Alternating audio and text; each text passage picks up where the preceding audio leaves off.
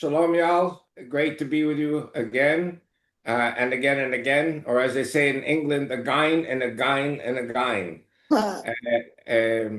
Just to let you know, Aaron and Eviatar, his son, and the two wives are in London celebrating the wedding of a very dear friend of ours, and they're coming back on Thursday.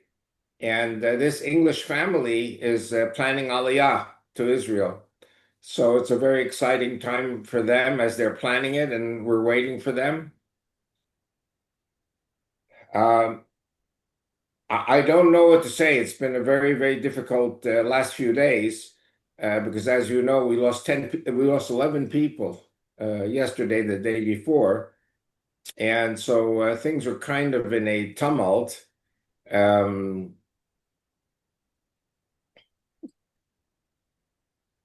I don't know where to start. I'm kind of wiped out also. It's very emotional, the situation, and so I'm kind of wiped out with all of this. Um, we used to live in Ramot, where this attack took place yesterday morning, and I think an interesting point is that the two terrorists were eliminated by an ultra-Orthodox soldier from the Hasmonean unit, and then there was a yeshiva student, ultra-Orthodox, and the two of them eliminated the two terrorists. Unfortunately, we did lose six people, mostly from Ramot and Jerusalem. But I think I hate to say this, Romans 8:28. All things work good for the good for those who love the Lord and serve His purposes. And I think that we're going to see more and more ultra-Orthodox signing up to get guns, to get pistols for self-defense. And I also think we're going to see more ultra-Orthodox going into the army because this hit very hard at the ultra-Orthodox community. And you have to remember, the ultra-Orthodox live in their own world. They are not really into the latest news on radio and TV, and their whole mind is about studying the Torah. But kill six of their people, I think that's a slap in the face to the ultra-Orthodox by the Muslims. A big mistake. And I think we have seen a lot of unity coming out of that attack, unity of the Jewish people. And so we are watching that. And of course, losing four soldiers in the tank, that's part of the guerrilla war that we are facing. And then we lost an important police officer in the north who was pursuing gun runners, criminals, and they shot him, they killed him. So it's been a very tough few days, the last 2 days. And as you know, the Yemenites have been shooting a lot of UAVs at us. The Yemenites are a country of 40 million people. It's kind of like Afghanistan. The topography is mountainous with steep ravines, very, very hard to target the terrorists in Yemen. The United States and Britain and at one time the Saudis were all at war with the Houthis. And it's really, really very much like Afghanistan. And nobody can conquer Afghanistan. Nobody can conquer Yemen. And they are pledging to increase their attacks on Israel. And the Yemenites need the help of Iran. So there is increased talk now again about Israel carrying out another war, another stage in the confrontation with Iran. Because without Iran, there's no Gaza, there's no Hezbollah, there is no Syria, there is no Yemen, there is no Judea and Samaria. But as I've said before in the Zooms, we are constantly licking our wounds because we get very wounded from all of these attacks. The Aliyah to Israel is continuing. More people are moving to Israel. Um, as you probably have been following the news carefully, we are also in the further stages of declaring sovereignty over Judea and Samaria.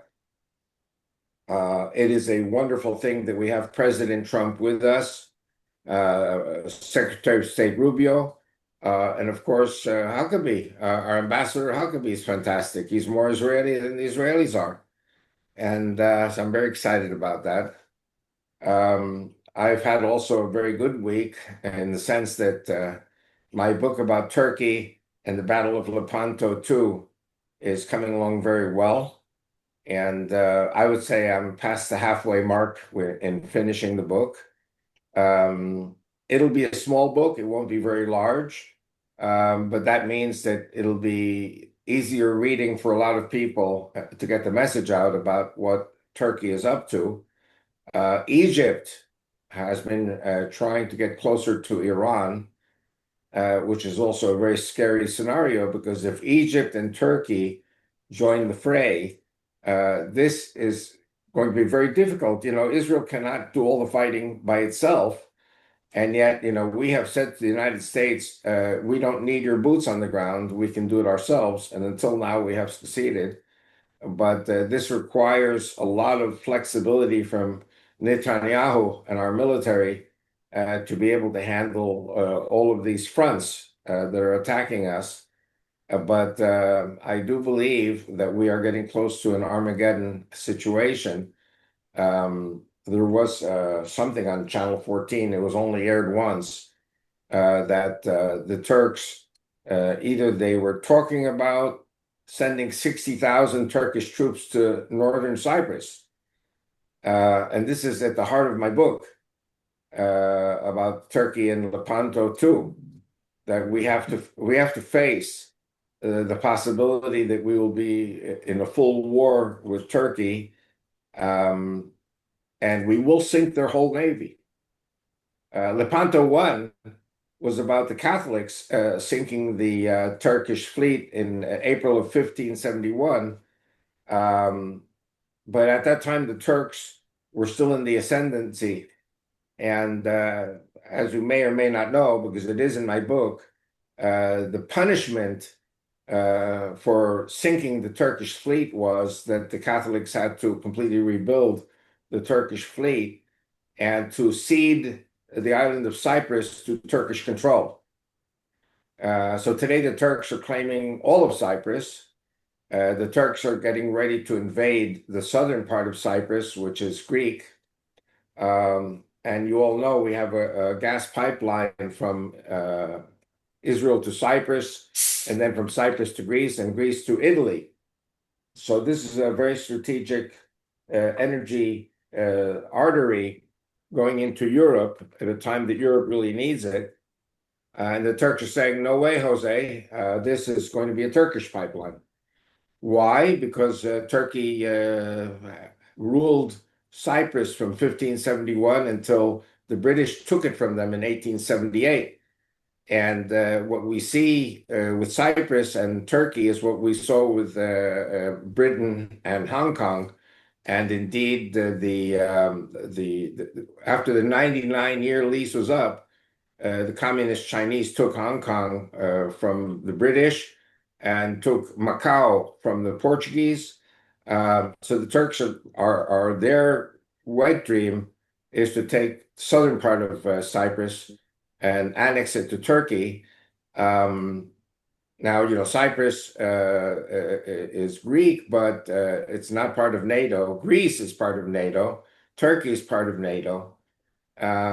So basically, the only people who can help Cyprus and Greece are the Israelis. And I have to tell you something. I shouldn't say it on because it's a dream. You shouldn't talk about dreams. But I've had a few dreams.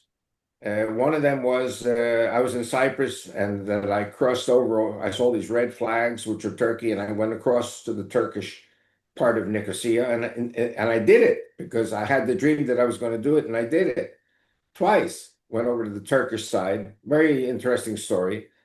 Um, uh, The other dream, which has not yet happened, was I had a dream that I was in the Israeli army uniform in Nicosia, capital of Cyprus, and that I was walking through the streets of Nicosia on the way to my best friend in Cyprus, George Kazinos. And so I had a dream that I was in the Israeli army and I was going to visit my Greek friend in his house because we were defending Cyprus from the Turks. I have very strange dreams. So I shouldn't have said it, on a Zoom program, but it's going to be in the book. And you never know.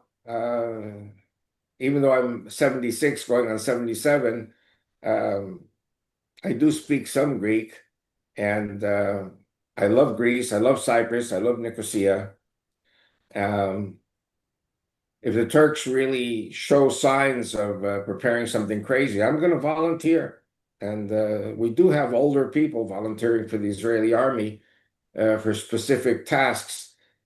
And I don't know how many Israelis speak Greek, but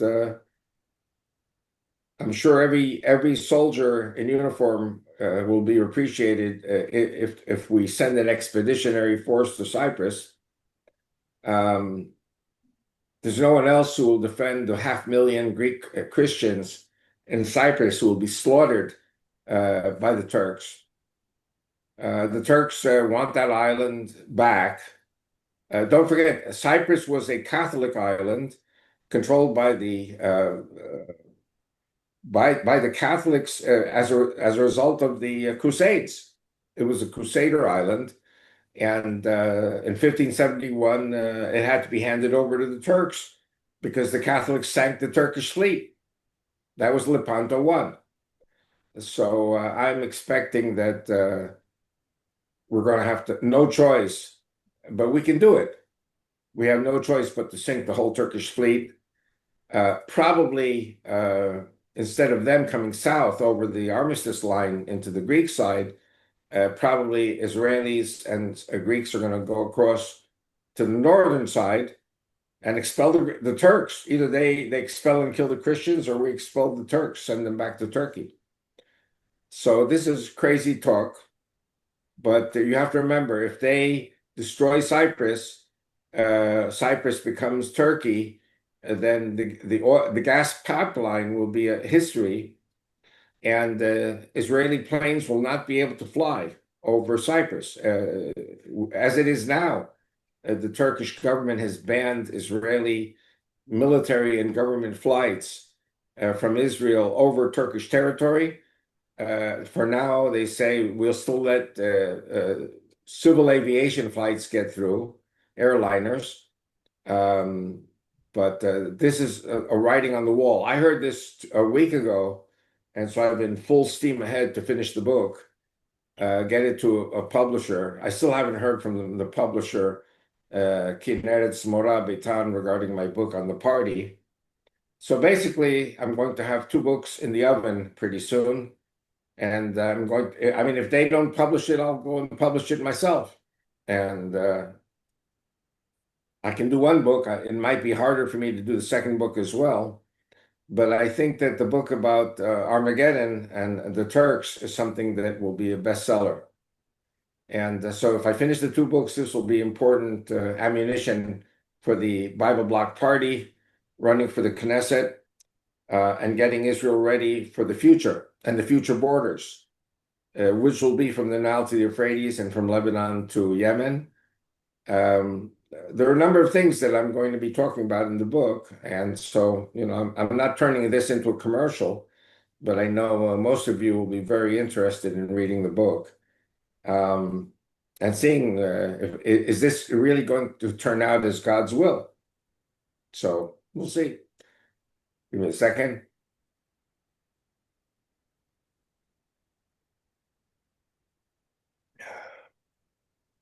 Another point that has to be mentioned, it'll be in the book also. Turkey is a country which is almost 100 million people. About 44% of the population of Turkey is Sunni Turks. 56% is divided between Alawite Shiites in the southwest of the country and the Kurds are in the southeast of Turkey. Um, Turkey may be torn apart. We may make three states, or shall I say, the Kurdish area will be part of the new Kurdistan, which is known as Rojovi. And if that is true indeed, our borders will be up to the Euphrates, which will be the southwestern border of the Kurds. And we have always had a very good relationship with the Kurds. Um, the Shiites up in the southwest of Turkey are persecuted very greatly by the Sunni Turks, Sunni Muslims. Um, I think we're going to see a very big change in the whole map of the Middle East when all this is said and done. But we will definitely need Christian help. Um, I'm now, as soon as the book is finished, I'm going to, as much as possible, get on radio and TV here, which is part of the campaign for the Bible block, but also speak to the Israeli people that if we cannot do this without the Christians, then we need to patch up with the Christians. It cannot be that the Christians, I mean, not all Christians, maybe 5% of the Christians love Israel, 95%, including the Catholics, are not pro-Israel. But so, for example, 300 million Christians are Orthodox Christians, which are Russian, Greek, Serbian, and others. If we defend the Orthodox Christians in Cyprus, I think we will have a few hundred million more supporters in the Christian world for Israel. But what I am saying indeed is that the borders are going to change. And if Egypt is crazy enough to try to attack us again, it'll be very hard for Israel to withstand an Egyptian attack. But this will be the fourth and the last time Israel invades or defends itself by invading Sinai. And if, according to Ezekiel 28:29, which I recommend that you all read if you haven't already, there will be a great destruction in Egypt. The Egyptian population will be scattered all over the world, and our borders will reach the northern part of the Nile River. So there you have borders of Israel reaching the Nile, the northern part of the Nile, the Euphrates River to the northeast, Lebanon. They're trying to disarm Hamas, the Hezbollah, but it's not really possible. Hezbollah will not disarm peacefully. It may be that President Trump and the new government in Lebanon will actually invite Israel to come in and finish the job that we started 2 years ago, a year ago with Hezbollah. There was someone on the TV yesterday on Channel 14, which is the nationalist channel, the one we like to watch, and he was saying, as crazy as it may sound, Israel has to send an expeditionary force to Yemen. We have to be boots on the ground in Yemen and work together with the Yemeni Sunni forces to destroy the Houthis that are Shiite. And everyone thinks that was crazy, but God does crazy things because there's no other way, no other choice. But like I said before, I think all of these things are going to point to a more flexible opening of the door for Christians to come and live in Israel. And if not in Israel, we will have agreements with Lebanon, with Syria, with other countries that Christians can be channeled through to Lebanon and Syria, and have an increased Christian population in these two countries. I don't know. I'm very excited. I think that if we can get rid of these Sunni Muslim forces in the area surrounding Israel, I think this will be part of the Messiah's eventual borders. It'll be Jews and Christians in Israel, mostly in Israel, but spread out into the countries surrounding us. So I'm very excited. I think that together the Jews and the Christians will turn the desert green. We will populate all these barren, forlorn, destitute areas. I'm going to say something even crazier, but something that I've said many times before. I predict the civil war in Saudi Arabia. I predict that the ISIS caliphate is going to be resurrected there. The royal family will be assassinated, will be killed by the ISIS people, because the son of the king, Mohammed bin Salman, and the whole family, actually they're looked at as Jews by the fanatic Muslims in Saudi, and if they turn the real Mount Sinai into an open area for Jews and Christians, this will be like the last straw, in the opinion of the Saudi Caliphate people. And they're going to want to make sure that no Christian or no Jew may be able to enter Saudi Arabia. So together with the landing of an Israeli expeditionary force in Yemen, and looking at Saudi Arabia between Yemen and Israel, I think we're going to see a progression of border changes, and in Egypt, border changes, and in Turkey, border changes. And this is very clearly defined, described in the Bible, which will be the borders of Israel. So stay tuned for the next exciting chapter, which could happen whenever. So very excited. I don't know if you have questions, but I've kind of been rambling, but I know Lori always opens up with the questions. Okay. So the pipeline, who actually owns the pipeline? Well, the pipeline is an alliance agreement, I believe, between Israel, Cyprus, and Greece.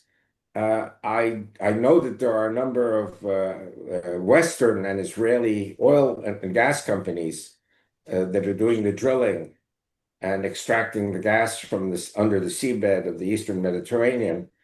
So I know that there are foreign companies running it, but listen, a gas pipeline between Israel, Cyprus, Greece, and Italy, has to be an international alliance agreement.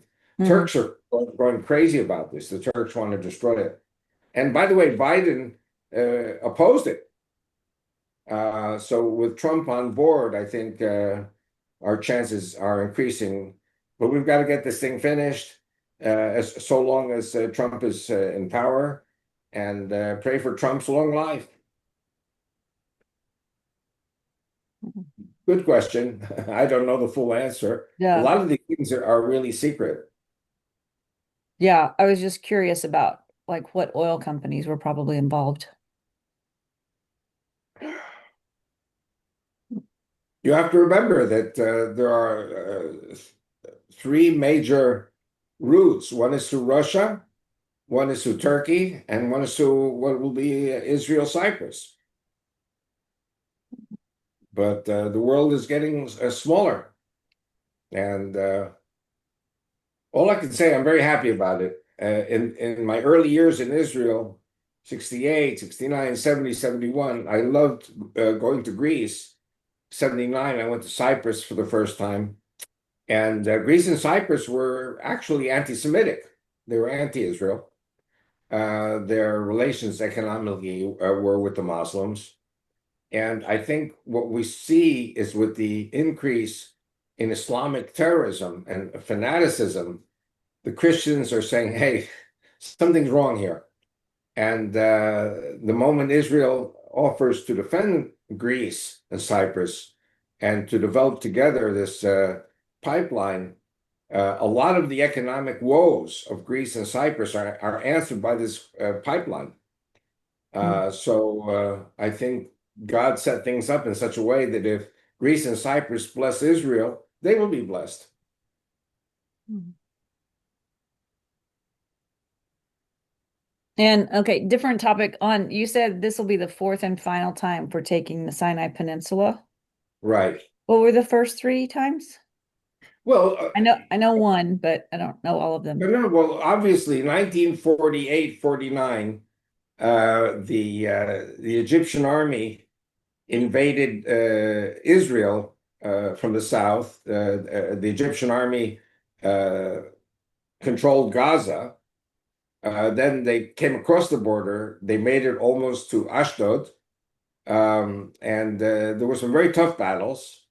I don't know if you know this, but Gamal Abdel Nasser, who was president of Egypt, was taken prisoner by the Israelis when he was an officer in the Egyptian army of King Farouk. That was 48, 49. We almost made it to the Suez Canal in 48, 49. And then Truman told us, go back to your borders. 56 was the Sinai campaign, in which the British, the French, and the Israelis worked together to try to topple Abdel Nasser. Eisenhower at that time was president, and he also said, cut it out, stop it, go back to your borders. So each time we pulled back. An interesting point, I don't know how many of you know this or not, but in 1956, the agreement was that the United Nations and the United States would protect Israel because the Egyptians in 56 shut down the waterway. In other words, Israeli shipping, which is international shipping, could not go through the choke point there, Bab el-Mandeb. One second. פיצוצים בקטר, בעניין ברור ופיצוצים אחרים. איפה? בקטר. אני חלמתי על זה. בכל עת אנחנו מחסלים אנשים שם. תודה רבה. Rachel just gave me some interesting information that there have been some very mysterious explosions in Qatar. And one of the tall towers collapsed. I wonder who did that. Has anyone heard anything? Rachel just told me right now. And I believe it's one of the towers that was housing Hamas leaders. I'm just saying that. Rachel said that they weren't saying exactly what tower and what's happening, but if you know, Qatar is desert, and then you've got these towers on the water. You bring down those towers, there's nothing left. So I don't know if anyone is shocked about it, but I was dreaming about this should be done because Qatar is an enemy state working against Israel. October 7, 2023 would not have happened without Qatar supporting Hamas. My guess is that we did it, Israel did it, and this is God's punishment. Qatar is going to see a lot more destruction pretty soon, I think. Anyway, getting back to the Bab el-Mandeb and the Straits of Tiran, where the Israeli shipping has to go through, those are choke points, and the Egyptians cut it off. And so the Israelis said, this is a declaration of war, because if there is an international waterway and one country cuts it off to another country, that's casus belli, that's war. And so the United States under President Eisenhower said, well, you know what, we will make sure to it that the Sixth Fleet will go in and open it up for the Israelis. Anyway, 1967, this is the third time. Abdel Nasser shuts the Straits of Tiran, says no Israeli shipping may go through. Again, Abdel Nasser was declaring war on Israel. And so at that time, we contacted Lyndon Johnson, who was president at the time. By the way, Lyndon Johnson was a great guy. I mean, he was a good friend of Israel. And he had a good track record with Israel.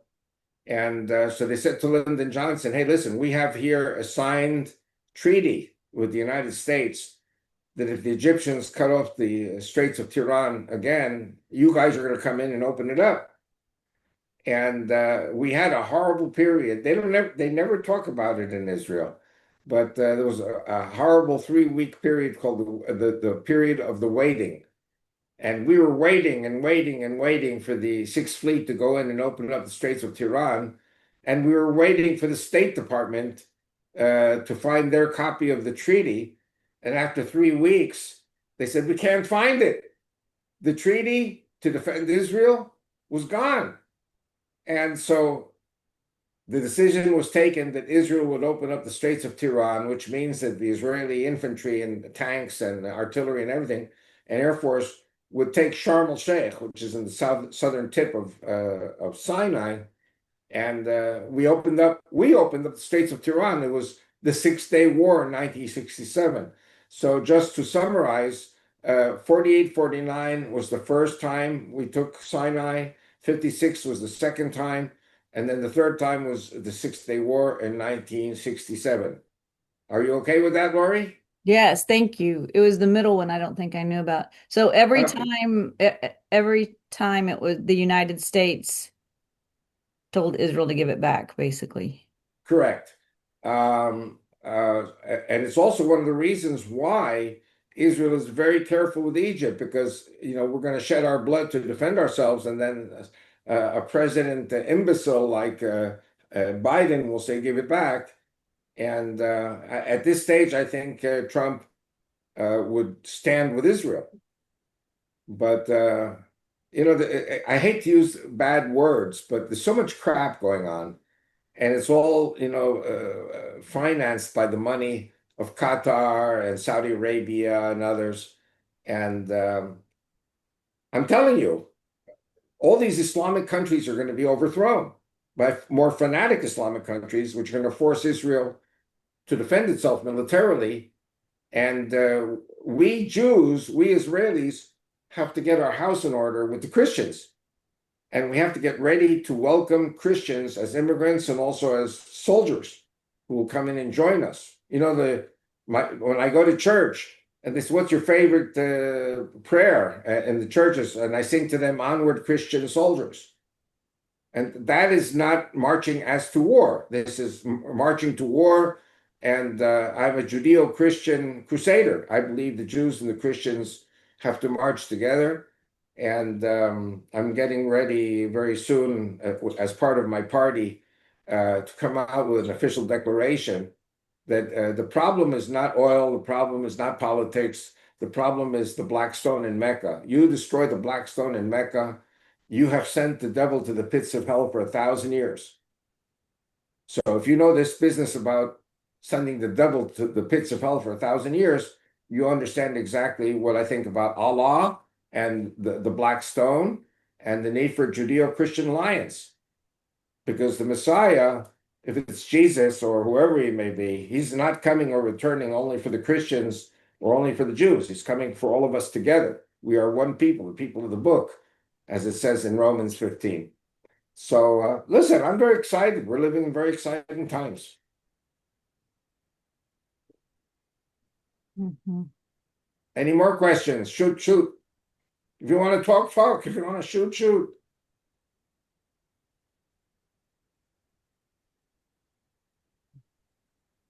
Yeah, I would just encourage you with the. Neil, are you saying something? The audio is mumbled. Yeah, I see that you're unmuted, but I don't hear you, Neil. Yeah, okay, what I started to say is more of an observation. Can you hear me now? Yes, perfectly.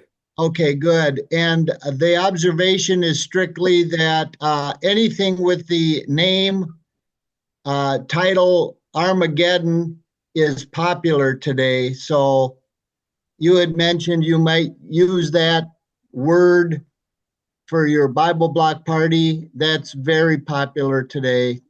Just an observation. Well, I have the same conclusion.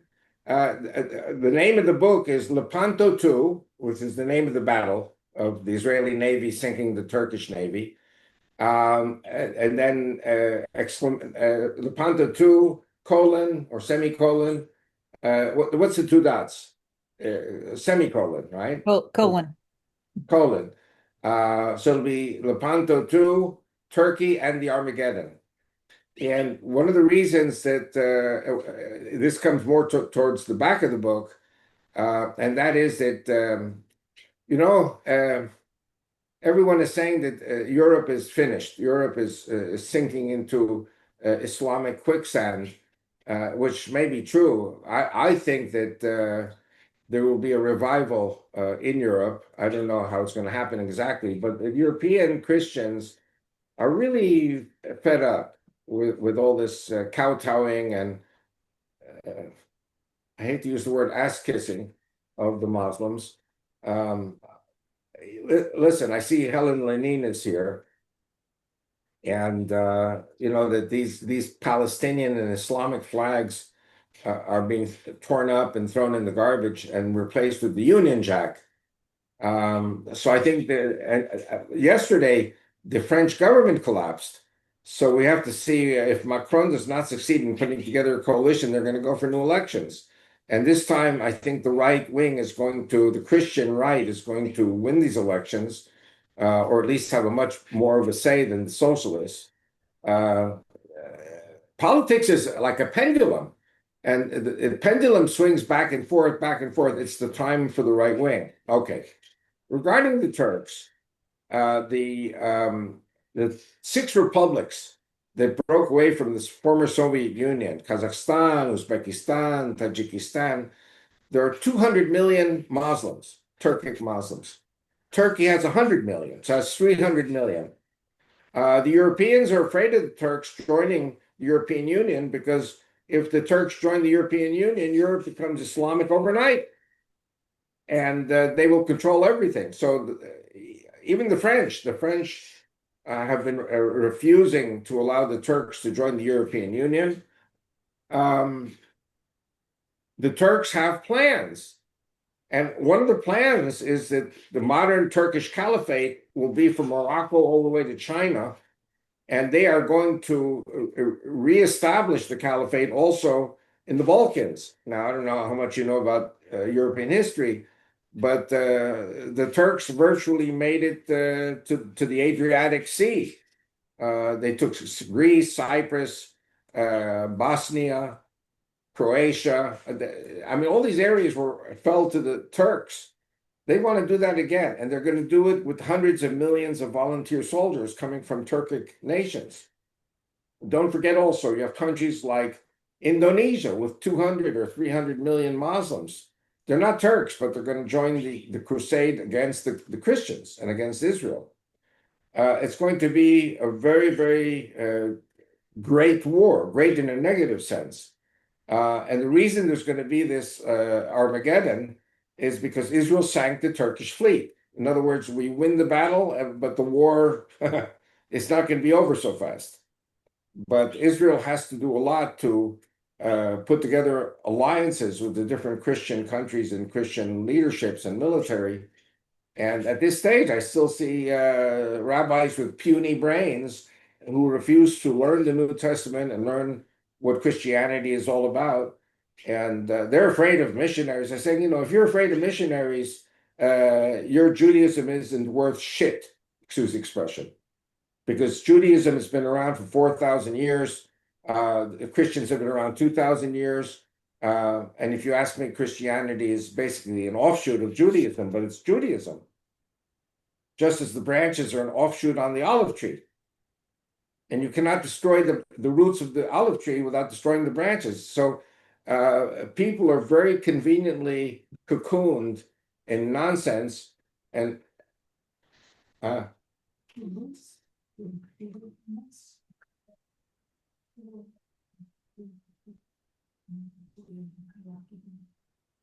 that very important. Rachel just updated me. There was a very big meeting of Hamas leadership in Qatar, and the blowing up of that tall tower in Qatar destroyed the whole leadership of Hamas. Shall we shout hooray? But I think God is up there looking down on us, laughing his head off. But things are just unbelievable. Things are just unbelievable. And they're going to become more and more unbelievable as the pagan Muslims are defeated again and again and again.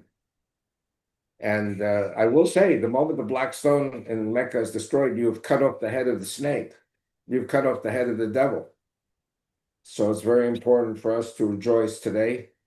Praise God. That's all I can say. Any more questions?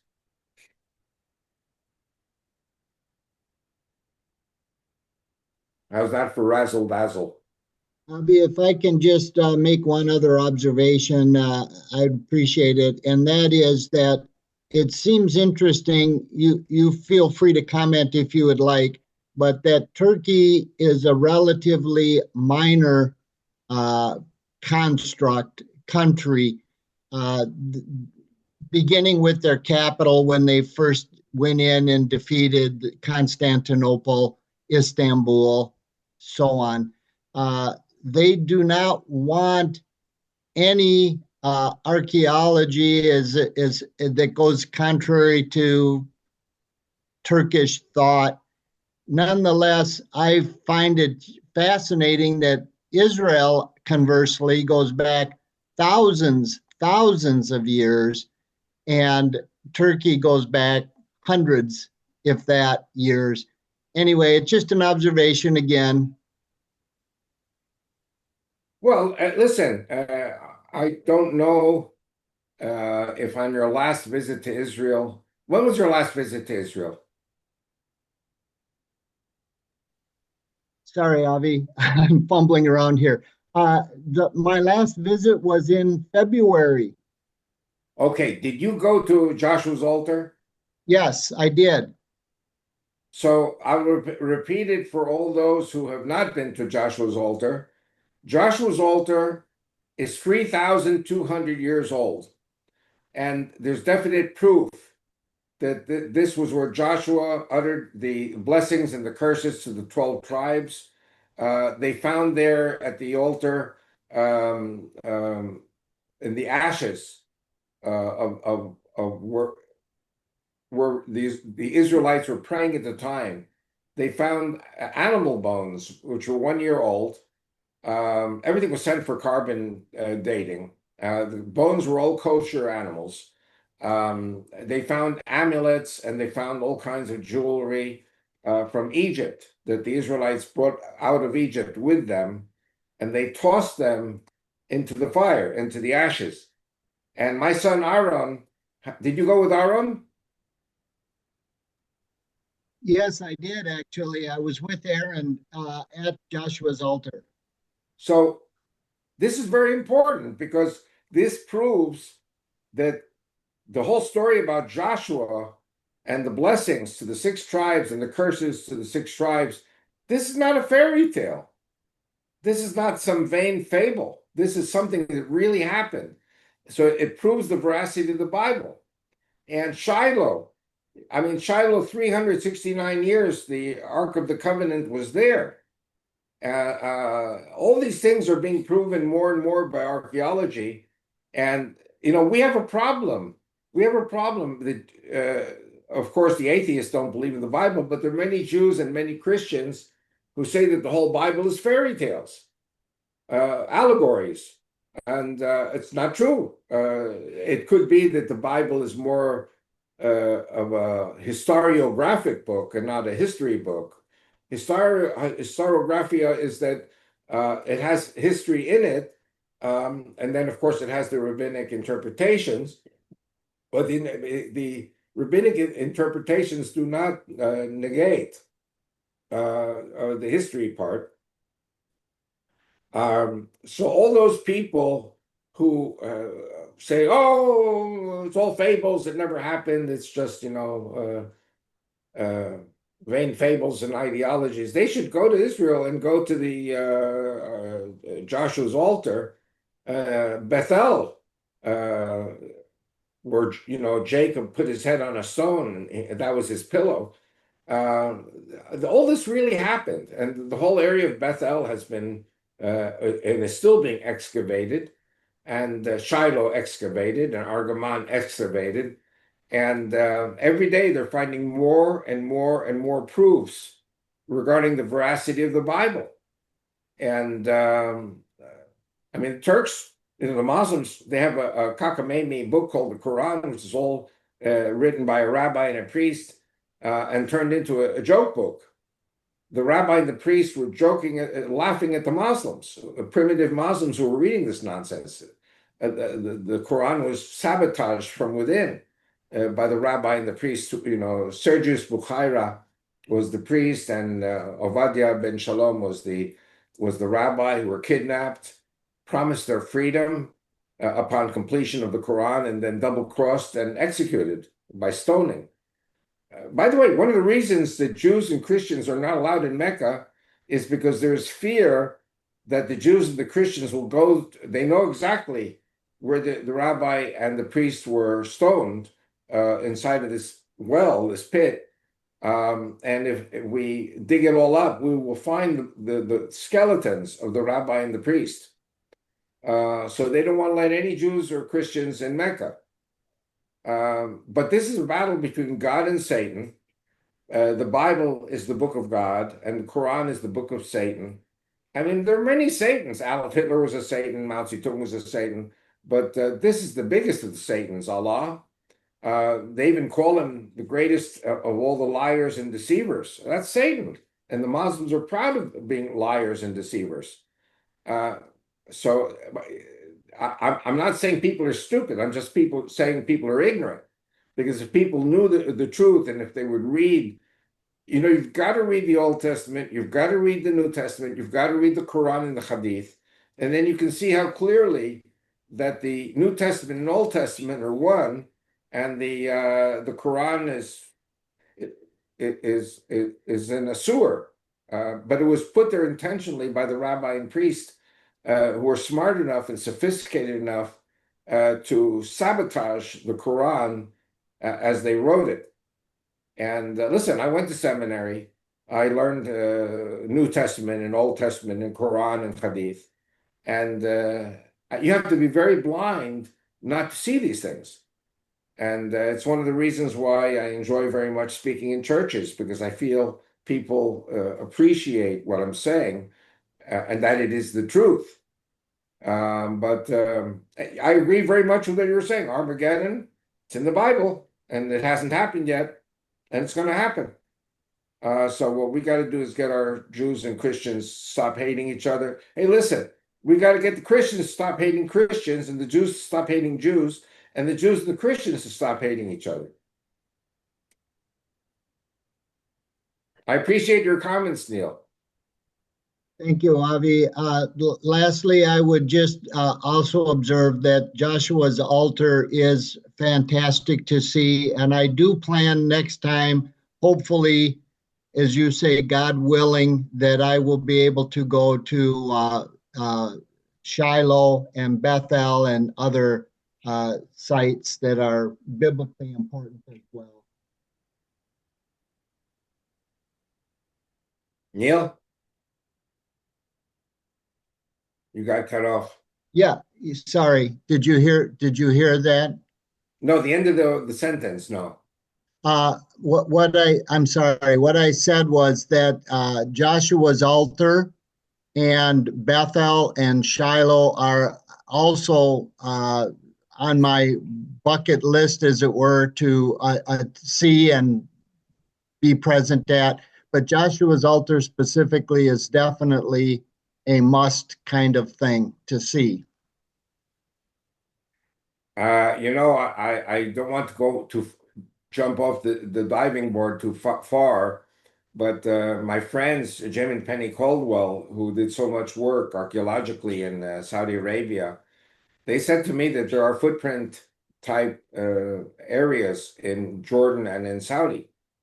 So the Israelites, as they were marching north from Mount Sinai in northwest Saudi up into the land of the Emirates, which is Jordan and Iraq, I think archaeology will prove all these things were true.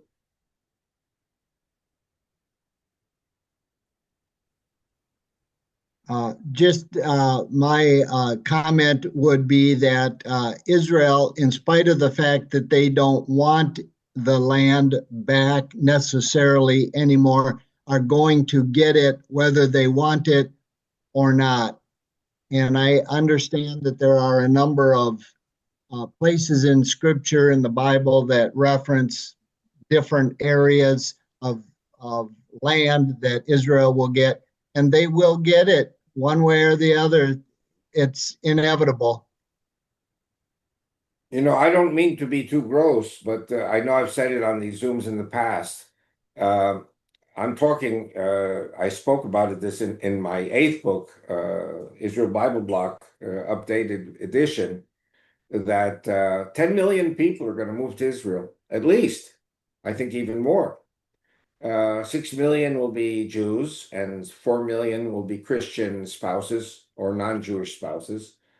The rabbis are going nuts.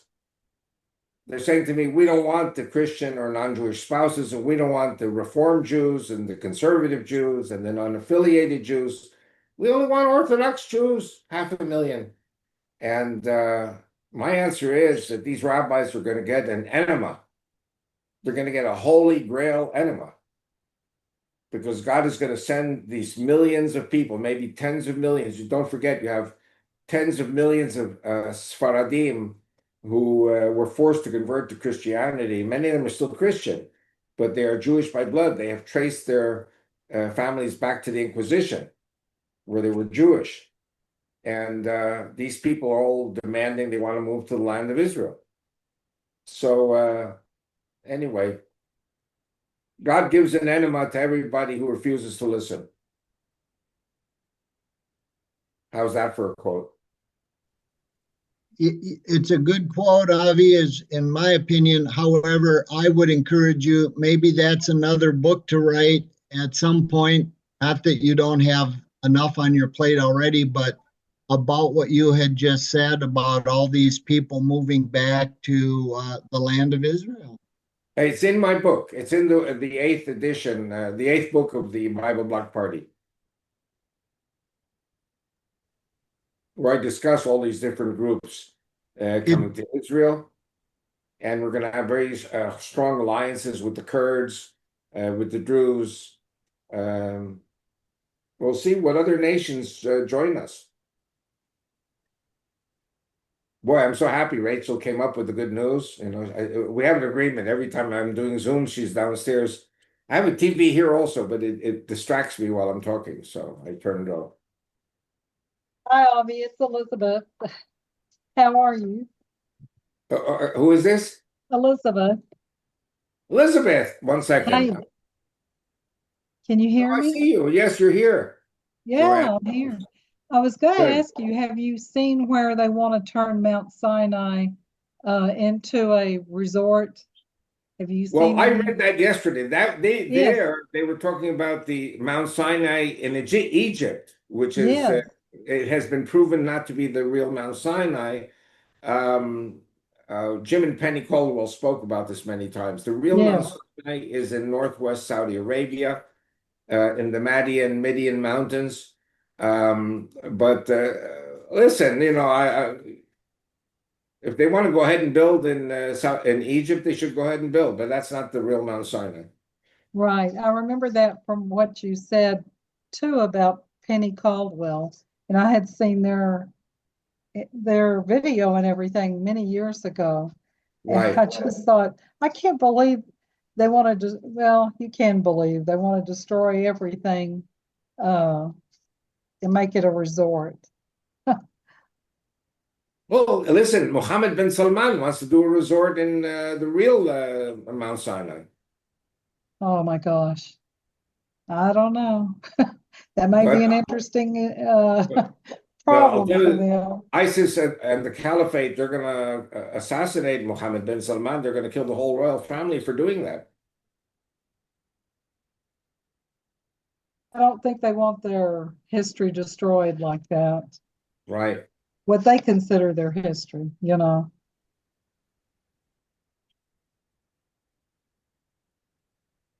I'm wondering to myself if I'm going back to the States or not in a month from now. And because anything could happen here, anything could happen. Last time I didn't come to the States for 2 whole years because I was saying anything could happen, anything could happen. And finally, everybody said, my sons and my wife, you got to go, just go, you'll be okay.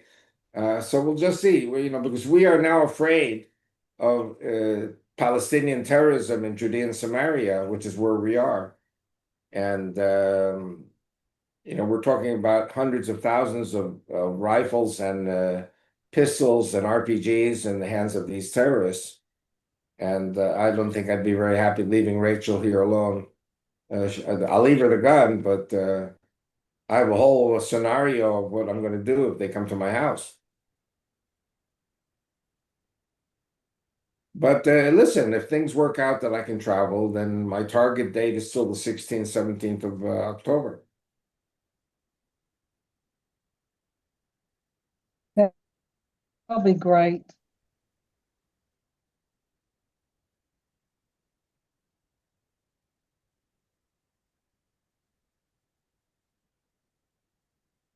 Any more questions before we wrap? No, no. That a wrap? Yeah, I think I'm going to wrap it up and go running downstairs to watch the TV with Rachel to see exactly what they say on the news. Yeah.